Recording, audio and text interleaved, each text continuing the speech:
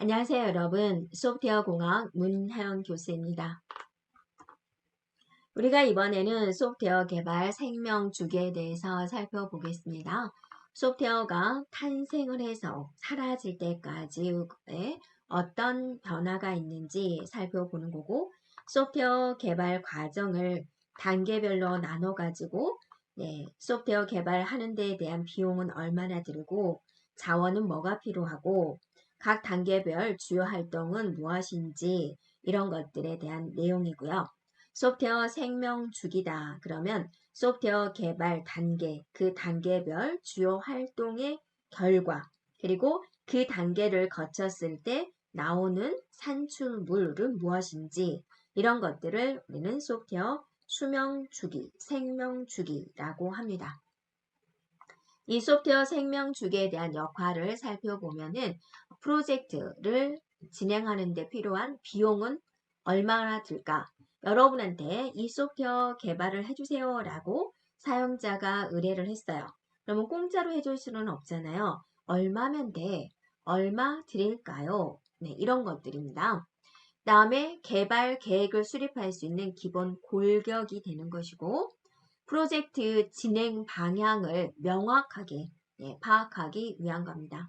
그리고 여러 가지 용어 또 기술 이런 것들을 표준화를 시키기 위한 거고 프로젝트에 대한 관리를 용이하게 합니다. 뭐 10일 걸린다 라고 그랬는데 9일차까지도 차도가 없네. 그럼 뭔가 더 투입을 해줘야 되겠죠. 여러 소프트웨어 간의 상호 일관성을 유지하게 한다. 이런 생명 주기에 대한 역할이 되고요. 그래서 폭포수형 모델, 프로토타입 모델, 나선형 모델 몇 가지가 더 있습니다만 기본적인 세 가지 모델이 있어요. 자, 여러분한테 지금부터 소프트웨어 개발을 하겠습니다. 그러면 어떤 방식으로 진행을 할 것인지를 결정을 해야 되겠죠. 그럼 여러 가지 이제 모델이 있는데 그 중에 참조적으로 여러분이 살펴보고 이 일을 추진하는 데 있어서는 이 모델이 적합해 해서 해당된 모델을 선택을 하게 됩니다. 자, 그러면 먼저 폭포수형 모델부터 살펴보도록 하겠습니다.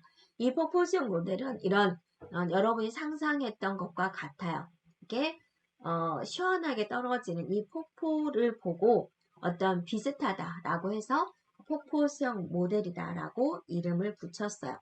자, 폭포는 일단 위에서 아래로 떨어지죠. 아래에서 위로 가는 폭포 봤나요?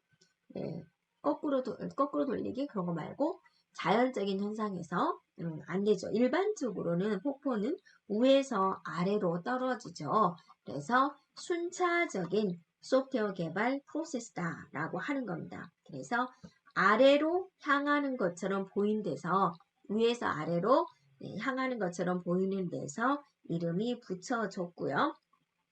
그래서 순차적으로 한 단계 한 단계 진행해 나가야 되는 것이고요. 그 다음에 이 한 단계 끝나고 그 다음 단계죠. 정해졌어요. A라는 단계가 끝나면 뭔가 아웃풋이 나와야 돼요. 결과물이 나와야 돼요. 이 결과물 나왔군. 그래서 그 다음 단계로 진행하는 그런 방식이 됩니다. 그래서 이 A라는 단계가 완료되지 않으면 B단계로 진행할 수 없다라는 겁니다. 그래서 이거는 아주 오래됐어요. 네, 1970년대에 많이 소개된 모형이고 가장 오래됐어요. 그리고 가장 폭넓게 사용된 가장 전통적인 방법이 돼요. 그래서 이 모델을 적용해서 개발된 것이 많아요. 그래서 고전적인 생명주기다, 생명주기 모형이다 라고 이야기를 해요. 그럼 보세요. 내가 C라는 것을 개발을 하려고 하는데 막 찾아봤더니 폭포수형 모델에서 C라는 것을 개발을 했네. 그럼 내가 이거를 참조할 수가 있죠. 그러면 내가 소프트웨어 개발을 좀 더 수월하게 할 수 있는 거죠. 그래서 이것의 특징, 반드시 한 단계를 완전하게 수행한 다음에 다음 단계로 진행하는 방식이다라는 거고 그 단계별 정의가 분명합니다. 그리고 하나의 단계에서 나오는 산출물도 명확해요. 그래서 이 산출물을 보고 결과물을 보고 너 다음 단계로 진행해. 이런 방식이 되는 거죠. 자, 또 하나 순차적이다 그랬죠. 뒤로 거꾸로가 안 돼요. 네, 그래서 이전 단계로 넘어갈 수 있다 없다? 없다가 된다라는 겁니다. 선형 순차적 모형입니다. 그리고 이거는 이제 이렇게 가는 거잖아요. 계속 개발 과정 중에 발생하는 새로운 요구사항을 받아들일 수 없어요. 네. 그죠? 그래서 내가 이제 소프트웨어 개발을 할 때 사용자가 정확하게 말해줘야 돼요. 사용자도 근데 일을 맡기는 사용자도 뭐를 개발해야 될지 좀 아리송하는 경우가 있어요. 자기가 뭘 해야 될지 모르는 경우가 있어요. 그런 경우는 이거랑 맞지 않아요.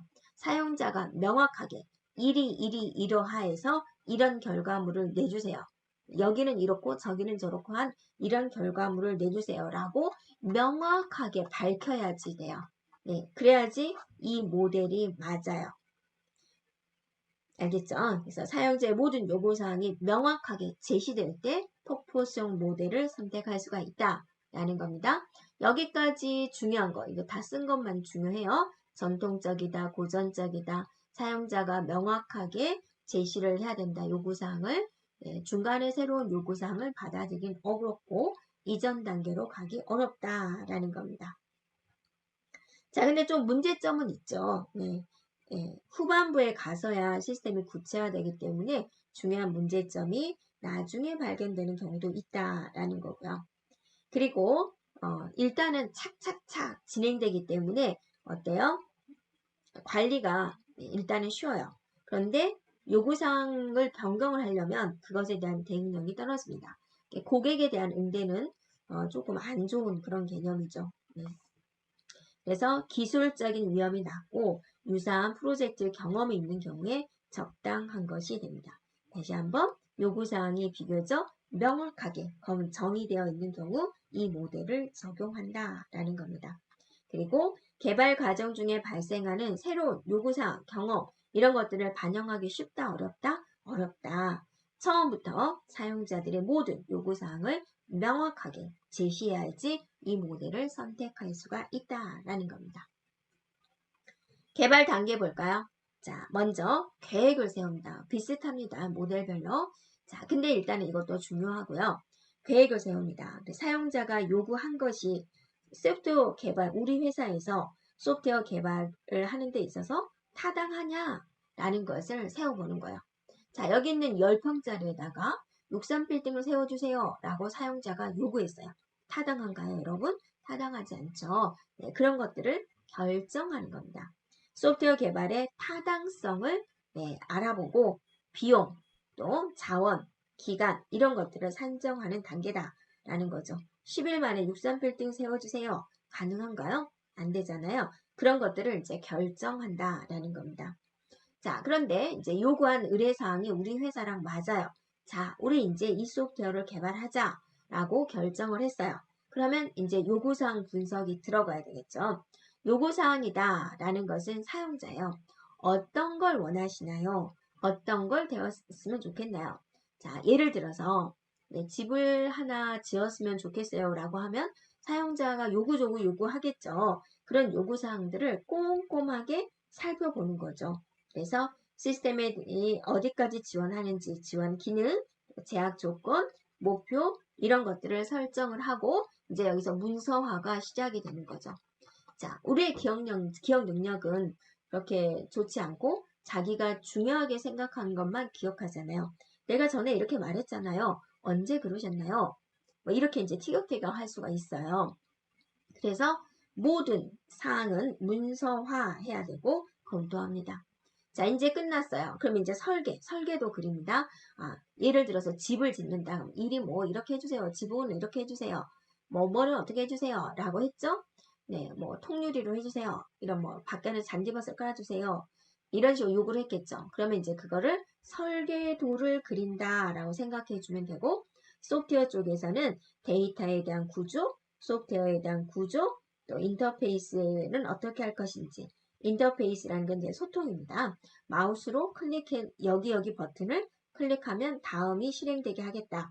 그 다음에 알고리즘에 대한 세부사 이런 것들을 이제 진행을 하게 되는 거죠.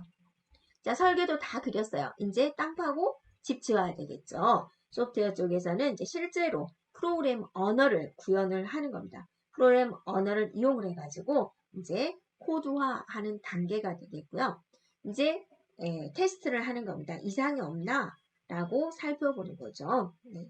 그래서 테스트를 하고 나면 그 다음에는 이제 유지 보수가 이루어져야죠.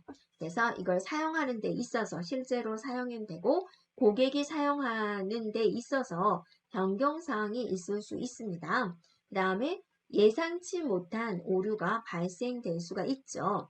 또 운영체제가 바뀌었을 경우, 또 주변 장치가 바뀌었을 경우, 이런 외부 환경의 변화가 있었을 때도 이 소프트웨어는 잘 돌아가야 되는 거잖아요. 네. 그리고 또 세월이 흘러서 고객이 이런 게 좀 부족한데 이것을 좀 이렇게 바꿔줄 수 없을까요? 성능 향상을 요구할 수가 있다라는 거죠. 그런 것들을 모두 처리하는 게 유지보수 단계가 됩니다. 프로토타입 모형에 대해서 살펴보겠습니다. 프로토타입 모델은 이제 사용자의 요구사항을 정확히 파악하기 위해서 실제로 개발될 소프트웨어에 대한 뭐를 만든다? 견본을 만든다. 견본이다. 네, 이걸 기억해 주면 되겠습니다. 네, 그래서 왜냐면 이제 사용자의 요구사항이 정확한지 이렇게 하면 되겠나요? 라고 정확하게 파악하기 위해서 견본을 만들어서 서로 대화를 하면은 더 이해가 쉽겠죠. 네. 우리가 앞에서 말하는 포포스형 모델은 사용자의 요구사항을 정확히 분석이 될 때 쓰는 거죠. 그런데 이제 시스템에 대해서 서로 잘 모르고 또 본인이 이렇게 할까 저렇게 할까 불명확한 경우도 있어요. 이게 시스템적으로 이게 좀 이해가 안 되는데요. 사용자 입장에서는 이제 그런 경우죠. 그럴 때는 이제 견본을 만들어서 서로 이제 의사소통을 하면은 이해가 더 잘 된다라는 거죠. 그래서 개발 초기에 사용자 요구 분석을 하면서 사용자 시스템에 대한 모형물 또 프로토타입 이런 것을 간단히 만들어서 사용자에게 보여줍니다. 그럼 사용자가 시스템을 직접 사용해 보기도 하면서 이건 이렇게 해주세요. 저건 저렇게 해주세요.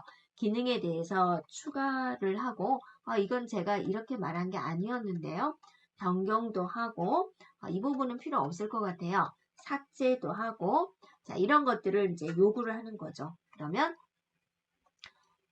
개발자는 그걸 즉각 반영을 해가지고 다시 이렇게 해서 다시 만들었는데요. 이러면 될까요? 라고 해서 다시 구축하는 과정을 사용자와 의사소통을 하면서 반복해 가면서 시스템을 개선해 나가는 그런 방식이 되겠습니다.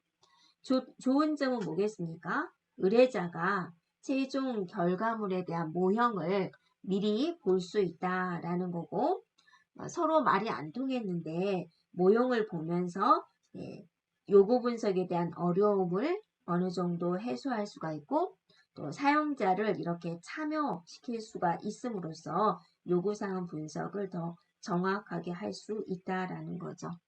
그리고 사용자가 또 내가 무엇을 원하는지 자기가 무슨 말을 하고 있는지 잘 모를 수도 있죠. 그럼으로써 시제품으로 개발해가지고 타당성을 한번 살펴볼 수도 있다라는 겁니다.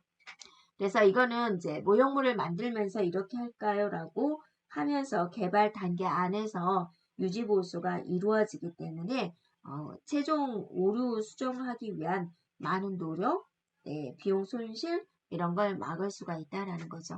그래서 이제 앞에서 말하는 폭포수용 모델은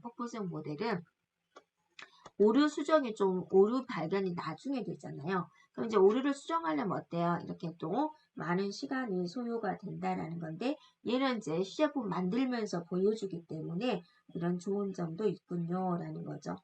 그래서 사용자의 요구사항을 점점 정확하게 반영할 수가 있고 요구사항 변경도 이 부분에서 할 수가 있다라는 거죠.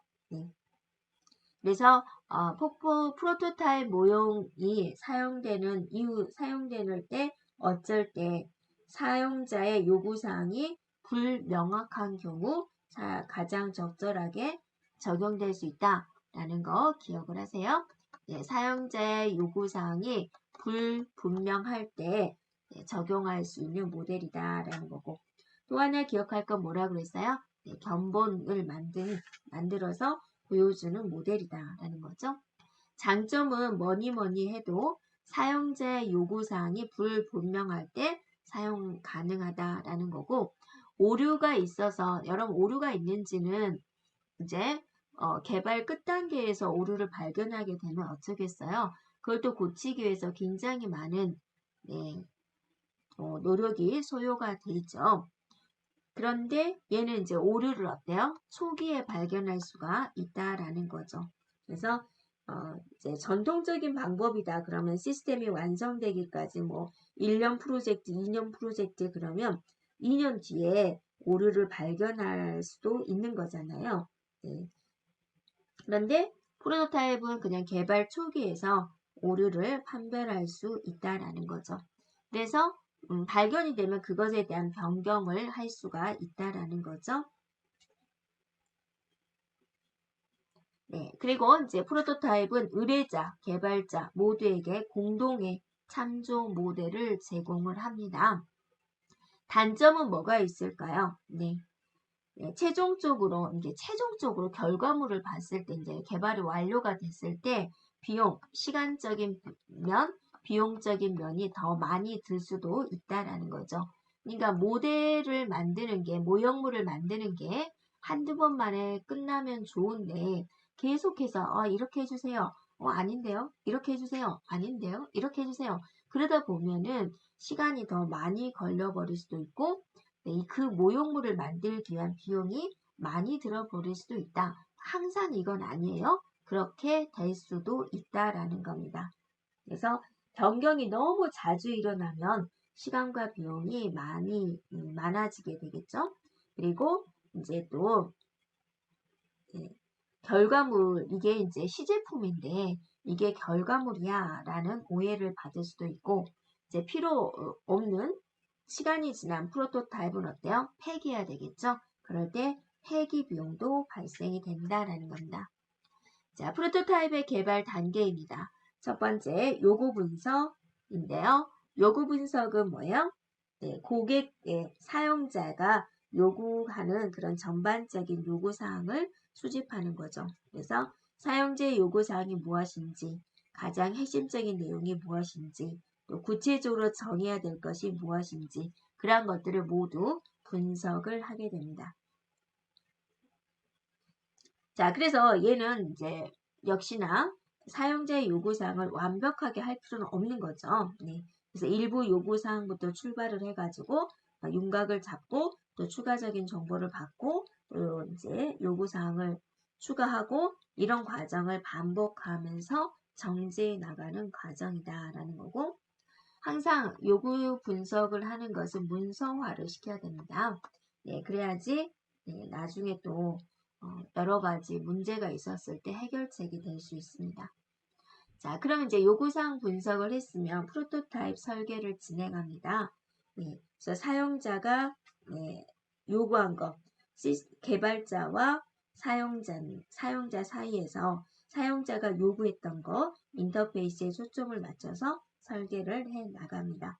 그래서 그 개발자는 프로토타입에 포함할 기능이 무엇인지, 포함하지 않는 기능이 무엇인지 선별을 하는 거고요.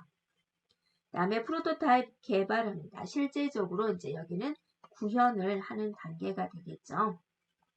그래서 고객이 요구하는 기능이 다 들어갔는지 그 기능을 구현하는데 필요한 요소를 파악하는데 중점을 두고요. 평가는 이제 고객과 개발자가 함께 평가를 해서 개발될 소프트웨어 요구사항을 정지하는 데 중요한 정보로 활용을 합니다. 그래서 프로토타입은 딱 두 가지는 꼭 기억하세요. 견본이구나. 사용자의 요구사항이 불분명할 때 쓰는구나 라는 거죠. 나선형 모델입니다. 나선형은 이제 이런 방식이죠. 이렇게 뱅글뱅글 돌아가는 방식인데요. 앞에서 폭포수 모델은 어때요? 위에서 아래로 내려오는 이런 직선적인 접근 방식이었죠. 그것에 비해서 나선형 모델은 개발 단계를 이렇게 반복적으로 수행을 하면서 점점점 완벽한 소프트웨어를 개발하는 진화적인 모델이다라고 하고요. 또 이 나선형 모델은 폭포수형 모델과 프로토타입의 모델의 장점을 수용을 했고, 자, 핵심적인 요소인 위험 분석을 추가했어요. 그래서 위험 분석 이 단어가 나오면 나선형 모델입니다. 그래서 우리는 항상 뭔가 일어날 수 있는 상황이 있죠. 돌발 상황. 그런 걸 이제 위험이라는 단어로 나타내면서 소프트웨어를 개발을 하면서 발생할 수 있는 그 위험을 관리를 하고 또 최소화를 하자. 그런 목적으로 하는 개념입니다. 그래서 계획 수립, 위험 분석. 첫 번째 계획 수립, 그다음에 위험 분석, 그 다음에 개발, 즉 구축을 하는 거고, 그 다음에 고객 평가 이런 과정을 거치는 겁니다. 네, 그래서 위험 요소가 무엇인지 분석하고 또 그 위험을 해결하려면 어떻게 할 것인지 라는 것을 지원하는 모델입니다. 그래서 이 나선을 따라서 돌듯이 여러 번, 그러니까 계획 수립, 위험 분석, 구축, 고객들한테 물어보죠. 다 됐나요? 뭔가, 이것 좀 어떻게 해주세요. 그렇군요. 다시 또 그걸 고치기 위해서 계획 수립, 위험 분석, 구축, 또 고객들한테 물어보고, 이런 단계를 이제 거치면서 완벽한 최종 소프트웨어를 개발하는 것이기 때문에 점점 이렇게 점진적 모형이다라고 이야기를 합니다. 근데 이게 끝은 어딜까요? 네, 굉장히 오래 걸리겠죠. 그래서 오래 걸려요. 그리고 일단은 대규모 시스템에서 대규모 시스템 개발에 적합하는 것이고 또 비용적인 면이 만만치 않습니다. 딱 이렇게 해서 끝이 아니라 또 여기서 또 가고 그래서 또 가고 하기 때문에 기간이 오래 걸리죠. 또 비용도 많이 들고요. 그래서 위험 요소들을 하나씩 제거해 가면서 완성도 높은 소프트웨어를 만들어 가는 거고요. 이 위험 요소를 제거하기 위한 비용이 많이 들고 또 여러 번의 개발 과정을 거쳐서 점진적으로 완벽한 소프트웨어를 개발하는 점진적 모형이다라는 거. 네. 그래서 나선형 모형하면 여러분 뭘 생각해요? 위험 분석을 생각하고 점진적, 대규모, 비용이 많이 든다라는 거 생각해 주면 되고요. 개발 단계 4가지는 기억을 하세요. 네. 나선형 모형의 개발 단계. 특히나 위험 분석이라는 단어가 들어가면 나선형 모델이다라는 거죠. 계획을 수립합니다. 각 단계마다 목표를 지정을 하고 또 진행되기 위한 소프트웨어 개발에 대한 뭐가 제약 조건인지를 확인하고 관리하고 계획을 세우고요. 또 위험 요인에 대한 대안 정책을 계획하는 그런 단계가 되겠습니다. 자, 위험 분석은요. 위험 요소를 아주 자세하게 분석을 하고 각 단계별 위험을 최소화하고 또 제거하기 위한 방법을 선택하는 과정이고요. 개발 및 검증입니다.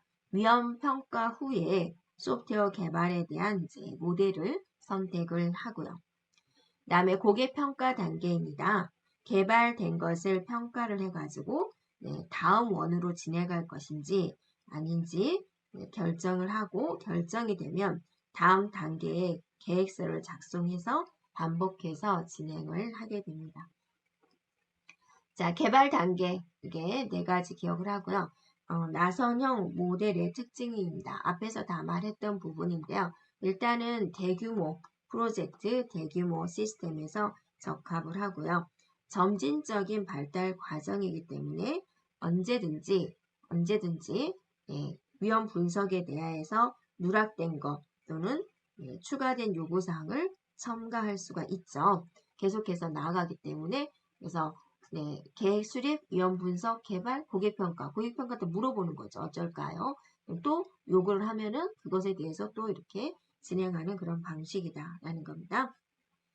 네, 그 다음에 이제 위험 요소들을 하나씩 제거해 감으로써 완성도 높은 소프트웨어를 만들 수가 있다라는 거고요. 여기서 핵심은 뭐죠? 위험 분석, 위험 평가에 가장 크게 의존을 하고 있습니다. 그래서 여기서 나오는 조그만 위험을 발견하지 않으면 그것에 대한 문제점이 발생이 된다라는 거고요. 자, 대표적인 세 가지 모형에 대해서 비교를 해보겠습니다. 폭포수용 하면 우리가 단계별로 정형화된 접근 방식이다라는 거고, 단계마다 뭐가 나와야 돼요? 산출물이 나와야 돼요. 이 단계를 거치면 결과물이 나와야 되고, 결과물 나왔군, 통과. 이런 식이 된다라는 거죠. 그래서 완전히 이제 명확화된 방식이 폭포수형이다. 프로토타입 모형하면 일단 핵심이 뭐예요? 모형물을 만들어서 사용자와 대화를 한다라는 거죠. 폭포수형은 사용자의 요구사항이 완전히 확실한 경우, 확고한 경우, 폭포수형, 완벽하게 이해를 한 경우 폭포수형을 쓰는 것이고, 프로토타입은 사용자의 요구사항이 좀 불명확해요. 좀 뭘 말하는지 잘 모르겠어요. 그럴 때 사용자에 대한 요구사항 확인을 정확하게 할 수가 있다라는 거죠. 네. 그리고 사용자의 요구사항을 빠르게 수용할 수 있다라는 거고, 가시적이다. 모형물을 눈에 본다라는 거죠. 그래서 요구사항에 대한 이해가 쉽다라는 거죠. 그 다음에 나선형입니다. 나선형의 핵심은 뭐예요? 위험 관리에 있습니다. 그래서 두 개의 모델에 대한 장점을 선택적으로 수용을 했고, 위험 관리 위주의 접근 방식이고, 소프트웨어 개발, 개선을 동시에 관리를 해서 대규모 프로젝트, 그 다음에 비용이 많이 드는 점, 이런 핵심적인 요소들에 대해서 여러분이 비교해서 공부하면 되겠습니다. 이스트림 프로그램 모델입니다. 이스트림 프로그램 모델은 고객 우선이에요. 자, 우리가 개발을 하고 있는데 고객의 요구사항이 시시각각으로 변할 때 굉장히 힘든데요. 이 모델은 고객이 원하는 소프트웨어를 고객이 원하는 시기에 제공하는 것을 목표로 하고 있습니다. 그래서 요구사항이 빈번한 경우, 사용자 요구사항이 자주 바뀌고 빈번한 경우 적합한 모델이 되겠습니다. 그리고 12개의 구체적인 실천 방안을 정의를 하고 있고요. 그래서 이 익스트림 프로그램 모델의 가장 큰 목적, 고객 우선입니다. 고객이 원하는 양질의 소프트웨어를 빠른 시간 안에 전달하는 것이다 라는 거고, 수시로 발생하는 고객의 요구사항에 대해서 친절하게 대처하고, 고객이 원하는 소프트웨어를 고객이 원하는 시간에 인도하기 위해서는 고객과 또 팀원 간의 대화를 통해서 해결을 하고 있습니다. 자, 12개의 실천 방안을 정의를 하고 있는데요. 자, 거기서 몇 가지만 우리가 살펴보면요. 먼저 팀입니다. 홀팀이다. 팀에 참여하는 개개인에 대한 역할을 강조하고 또 개개인의 역량과 개성을 중요시합니다. 그래서 팀에는 디자이너, 개발자, 또 사용자까지 포함이 되고 있고, 사용자의 의견을 비중 있게 다룹니다. 그리고 플래닝 게임입니다. 2주를 주기로 계획을 세우고 프로토타입, 모형이죠. 모형을 만들어서 사용자와 함께 무엇이 얼마만큼 개발이 되었고 또 알맞은 방향으로 가고 있는지 검사를 하고, 이를 통해서 소프트웨어 개발에 대한 투명성을 확보할 수 있습니다. 그 다음에 소비자 테스트입니다. 사용자 테스트를 거치면서 사용자의 요구에 맞는 소프트웨어를 만든다라는 거죠. 그래서 소프트웨어는 성공했다라는 것은 사용자 요구에 맞는 소프트웨어가 개발이 됐을 때 성공을 하는 거고, 사용자가 원하는 소프트웨어가 아니다. 그러면 그 소프트웨어 개발은 실패한 거잖아요. 그래서 반복적으로 커스터머 테스트를 거치고 또 잘못 이해하고 있는 부분에 대해서 수정을 거치면서 사용자 요구에 맞는 소프트웨어를 만들어냅니다. 자, 다음 조건은요. 주기적으로 프로토타입을 의뢰인에게 보여줍니다. 릴리즈, 배포한다, 보여준다. 이를 통해서 사용자는 실제로 사용되고 있는 데모 모델을 볼 수가 있고 또 그걸 보고 자신의 의견을 요구할 수가 있겠죠. 또 추가 사항을 요구할 수 있습니다. 그리고 개발자에는 현재까지의 개발 사항이 산으로 가고 있지 않고 올바른 길로 가고 있다라는 걸 알 수가 있고요. 심플 디자인입니다. 기능이 더해지면 더해질수록 복잡하고 또 버그가 발생할 경우도 많죠. 그리고 또 그걸 처리하지 못하면 오랜 시간이 걸리게 되고 그래서 이 익스트림 프로그래밍은 모든 코딩을 간단하게 하자라는 걸 강조하고 있습니다. 다음에 페어 프로그래밍입니다. 페어다. 2명 이상의 프로그래머가 같이 코딩을 합니다. 그래서 같이 코딩하고 같이 테스트를 통해서 개발할 수가 있고 한 명은 코딩에 집중하고 한 명은 또 테스트에 집중할 수 있고요. 자, 다음은 테스트를 기반으로 한 개발은 XP에서 중요한 실천 방안 중 하나고 테스트를 거치면서 코딩을 하고 프로젝트를 개발해 나갑니다. 자, 이런 실천 방안들이 있다라는 거고요. 익스트림 프로그래밍의 실무 관행입니다. 이런 식으로 이루어지고 있다라는 겁니다. 검증적인 계획 수립입니다. 자, 요구사항은 이제 모두 스토리에 기록이 되고 상대적인 우선순위를 결정을 하고요. 소규모 릴리즈입니다.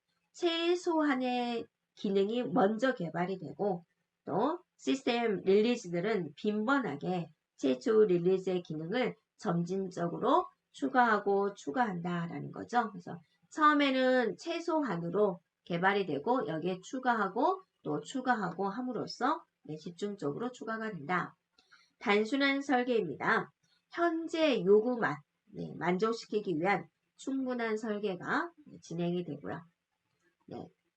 시험 우선 개발입니다. 기능 그 자체가 구현되기 이전에 그 기능을 테스트하기 위한, 시험하기 위한 자동화된 단위 시험 프레임워크가 이용이 되고요. 리팩토링입니다. 모든 개발자들이 가능한 코드 개선이 개발이 된다.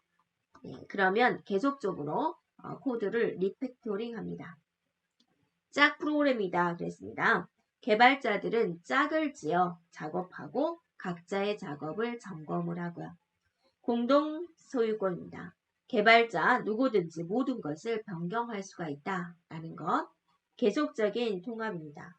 작업이 완료되자마자 전체 시스템으로 통합을 한다. 유지할 수 있는 속도입니다. 코드의 품질을 낮추고 중간 정도의 생산성을 달성하는 효과를 내는 많은 양의 초과 근무가 수행된다라는 것을 고려하지 않는다라는 거죠. 초과 근무를 수용하지 않는다. 다음에 현장의 고객입니다. 고객은 개발팀의 구성원이다라는 거죠. 그리고 그런 시스템 요구사항을 구현하는 팀에게 전달하는 책임이 있다라는 부분을 생각을 하면서 익스트림 프로그래밍 모델을 개발을 하고 있다라는 겁니다. 그래서 여기서 우리가 기억할 것은 이런 것들은 모두 참조적인 내용이고요. 익스트림 프로그래밍 모델이 나아가고 있는 목적에 대해서 살펴보면 되겠습니다. V 모형에 대해서 살펴보겠습니다. 일단은 V 모형은 포포스 모형의 변형이다 라는 거 기억해 주면 되겠고요. 자, 이렇게 이제 V자 모양으로 나열을 했어요. 그래서 여기를 이렇게 나눠서 보면은 왼쪽에는 분석과 설계가 들어가고요. 오른쪽에는 모두 테스트죠. 유지 보수가 들어가게 됩니다. 그래서 분석과 설계에 관련된 단계에 대한 테스트 가이드라인이고요. 분석과 설계에 대한 반복적인 검증을 해서 사용자의 요구사항에 대한 정확한 이해를 높이는 모델이 되겠습니다. 그래서 각 테스트 단계에서 오류를 발견을 했을 때 다시 왼쪽에 해당된 부분으로 되돌아갈 수 있다라는 겁니다. 그래서 시스템 테스트를 했을 때 오류가 발견이 되면 이제 요구 분석 단계로 돌아가고, 통합 테스트에서 문제가 있으면 시스템 설계 단계로 돌아가고, 단위 테스트에 문제가 있으면 이제 상세 설계 단계로 되돌아간다라는 의미입니다. 그래서 V모형은 해당된 작업과 그것에 대한 결과, 검증에 초점을 두었고요. 생명주기 전 단계에서 모두 검증과 확인 과정이 있는 걸 볼 수가 있죠. 그럼으로써 오류를 줄이고 의료 제어 시스템이나 원전 제어 시스템, 이런 높은 신뢰성이 필요한 응용 분야에 적합한 모델이 되겠습니다. 그다음에 레드 모델이 있습니다. 이 부분은 일단은 레드 모델 하면은 여러분이 뭐를 생각해 주냐면 더 적은 시간, 그다음에 적은 비용. 네. 그래서 이제 설명을 하면은 지금까지 이런 전통적인 개발 방법은 개발 기간이 오래 걸렸죠. 그런데 더 적은 시간을 투자하고 더 적은 비용을 투자를 하더라도 보다 나은 품질의 소프트웨어를 개발할 수 있는 그런 것을 말을 하고요. 매우 짧은 개발 주기입니다. 한 달에서 3달 이 정도의 소프트웨어를 개발하기 위한 모델의 응용 형태가 되겠습니다. 그래서 앞에서 배운 전통적인 소프트웨어 개발 그 모델은 아주 오랜 시간 동안 분석하고 설계하고 프로그램하고 테스트하는 이런 과정을 되풀이한 다음에 사용자가 요구한 시스템을 완성할 수가 있었는데, 근데 이제 굉장히 오래 걸리는 2년 프로젝트 그런 식으로 1년 프로젝트 그런 식으로 걸리잖아요. 그런데 이제 세상이 워낙 빠르게 변화하고다 보니까 또 소프트웨어 생명주기가 점점 짧아지다 보니까 이제 그러한 것들에 대한 요구를, 사용자의 요구를 수용하기가 이제 매우 어렵다라는 부분이 있었습니다. 그래서 소프트웨어 생산성을 향상을 시키면서 개발 기간, 비용 이런 방법이 단축시키는 방법이 요구가 되었고, 이런 연구의 결과로 레드 모델이 만들어졌다. 그래서 레드 모델 하면 빨리 개발하자, 적은 비용으로 개발하자, 이런데 이제 목적을 두고 있습니다. 그래서 기존에 반복되고 점진적인 이런 소프트웨어 개발 방법은 그대로 수용하면서 개발 과정 초기에 사용자에게 이러이러한 것은 실행 가능하다. 실행 가능한 기본적인 프로토타입, 모형을 제시를 해가지고 사용자의 요구를 훨씬 더 명확하게 수용을 해서 차후에 일어날 수 있는 여러 문제점을 줄이고 설계 과정을 그대로 개발에 재사용함으로써 개발 기간에 대한 단축을 가져왔다라는 겁니다. 그래서 적은 시간, 즉 개발 기간에 대한 단축, 그다음에 비용 절감, 이런 내용은 레이드 모델이다 하고 기억해 주면 되겠습니다. 스크럼에 대해서 살펴보겠습니다. 스크럼이다 라는 것은 럭비에서 반칙으로 경기가 중단된 경우에 양 팀의 선수들이 여기 있는 럭비공을 가운데 두고 상대 팀을 밀치기 위해서 서로 대치되어 있는 대형을 말을 합니다. 그래서 스크럼은 이처럼 뭐가 중심이 된다? 팀이 중심이 되어가지고 개발의 효율성을 높인다라는 의미가 내포되어 있습니다. 자, 스크럼은 팀원 스스로가 스크럼 팀을 구성할 수 있어야 되는데요. 스크럼 팀은 어떻게 구성이 되냐면 제품 책임자, 그리고 스크럼 마스터,